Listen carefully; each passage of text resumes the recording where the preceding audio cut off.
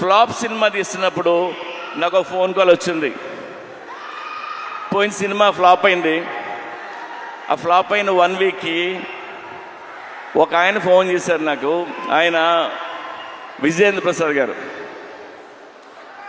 ప్రసాద్ గారు ఫోన్ చేసి, ఆయన ఎప్పుడు నాకు చేయరు, సడన్గా ఈయన ఫోన్ వస్తుందంటే నేను ఎత్తితే ఆయన, సార్ నాకు చిన్న హెల్ప్ చేస్తారా అని అడిగాను.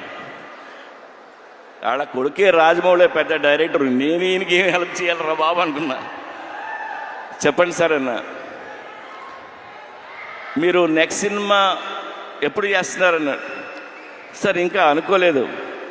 సరే నువ్వు ఎప్పుడు చేసే ముందు నాకు ఆ కథ చెప్తారా అన్నాడు ఆయన.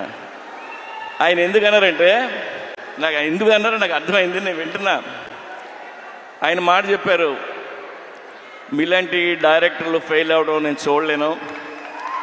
ఆ చిన్న చిన్న తప్పులు ఏం చేస్తుంటారో తీసే ముందు నాకు ఒకసారి చెప్పండి సార్ అని.